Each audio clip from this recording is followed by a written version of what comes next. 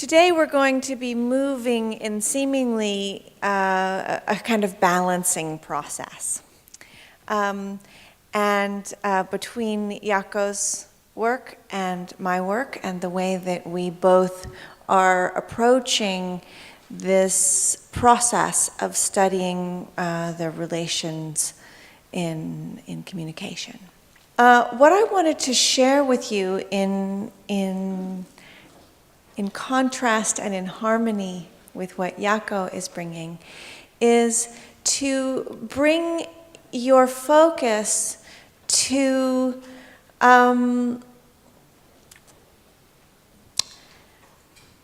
artistic process and how art can inform our interactions. How art is a reminder to engage in intersubjectivity and to look at the many facets of communication. Let me start by just giving you a little bit of an introduction to my process in the making of the film you saw this morning. In my own personal journey, I had tried in every way possible to avoid going into the academic territory that was my father's territory. The reason I did that, in college I did not study anthropology, I did not study psychology, I did not study biology. I instead went to filmmaking. The reason that I had to step aside of those disciplines where his ideas had really taken root and been seminal was that I could not be at the beginning. I could not be me. I could not be anonymous. I could not engage with the material as a beginner. I was already stepping into a larger conversation in which there were expectations of me as an individual that I didn't want to be limited by.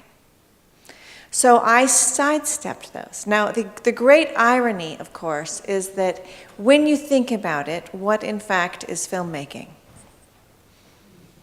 Well, it's storytelling, it's anthropology, it's research, it's communication, it's psychology, it's a relationship with technology and science. It's actually all the things that I was very carefully avoiding, wrapped happily into one other process. And while I saw it as a kind of rebellion, in fact, it turned out to be the more perfect way to integrate into this work that is not only my father's, but his father before him, into the question of how do we make sense of the world that we live in? How do we see it? Right? When I point the camera in one direction, that represents a whole 359 degrees that I didn't portray. The clip chosen represents goodness knows how many thousands of clips rejected. The story that is whatever it is, 60 minutes that you saw this morning, is the very careful editing, collecting, and distributing of thousands of hours that you haven't seen. So there's no objectivity at all in that, clearly. It's just not possible. And for me to even begin to give you that impression would be unethical. Especially since he's my father, and I'm not the Discovery Channel, I'm not the BBC with the voice of God that says. Gregory Bateson was largely a nocturnal creature. I'm not ever going to be able to give that voice. So what voice do I have? And for me, I think this is where the work that we are doing is going to cross today. Because finding that voice and working with that subjectivity was a process both of looking inward at the workings of my own development, but also looking outward at the many relations externally that I was engaging in. And it wasn't easy. In fact, you would be wildly amused, I would imagine, if you could see all the different clips of me trying different angles.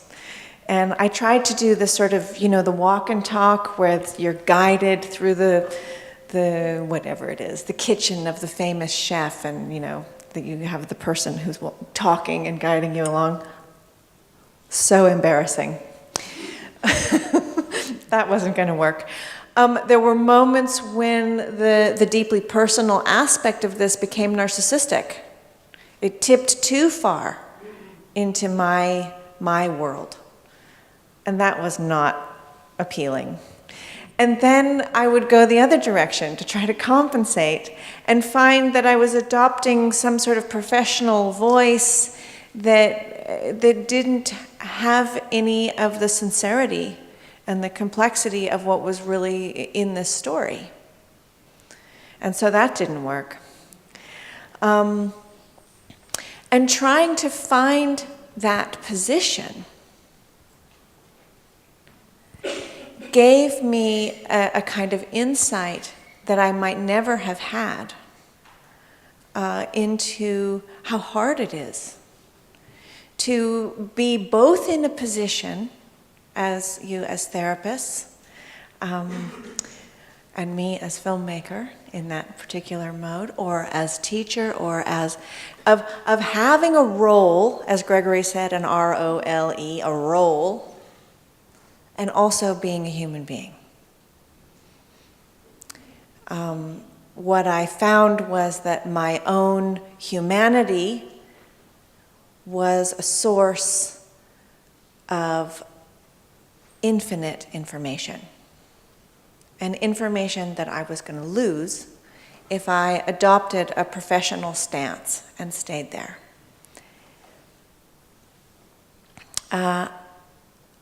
But there's a paradox there, isn't there?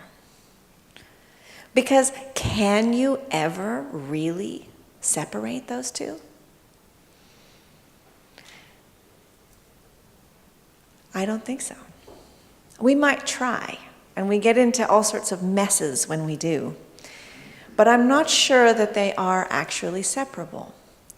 I had an interesting experience where I was brought to a place in San Francisco called the Saybrook Institute, where they do complex systems studies. It's a graduate school.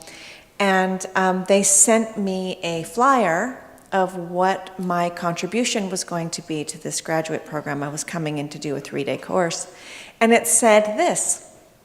It said, Nora Bateson is going to bring a feminine perspective to complexity. What?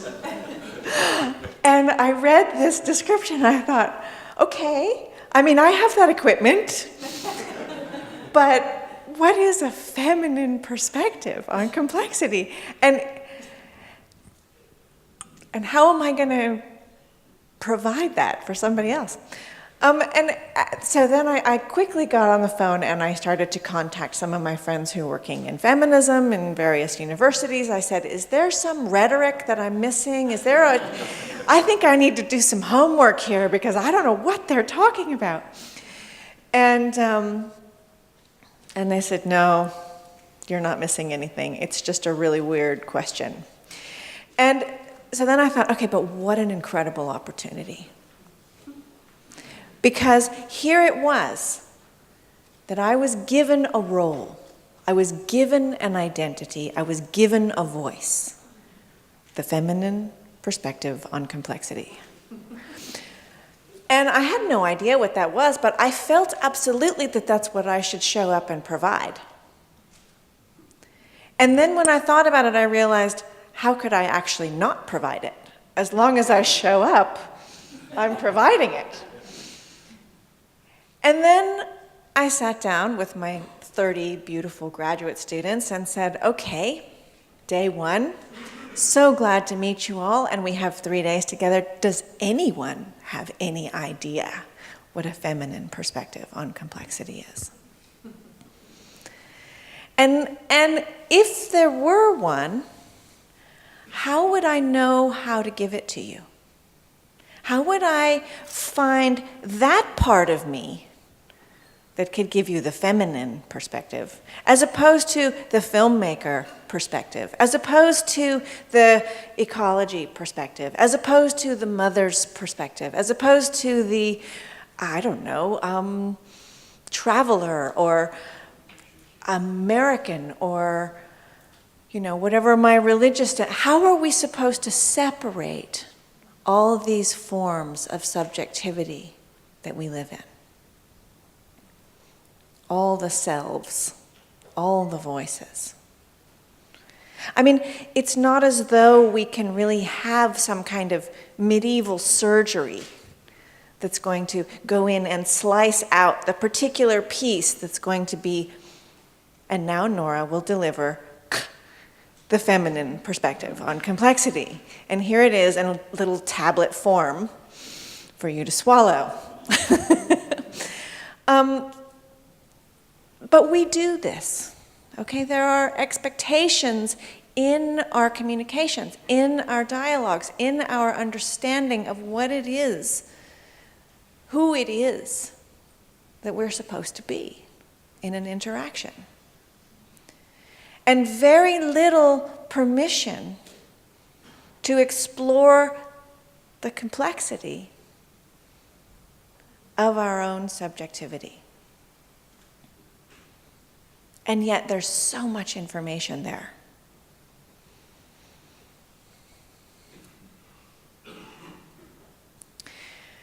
Of course, the flip side of that is offering that same complexity to those we're speaking to. If we can stop pulling those limits, those defined aspects of identity from ourselves, we might get much further in offering that same complexity to other people that we're speaking to, that we are making films about, that we are trying to understand. And to reframe even that question of what does it mean for me to make sense of you? What are the processes that are going on there? In terms of our perception, in terms of our analysis, in terms of all the ways in which we might understand each other and misunderstand each other. All right.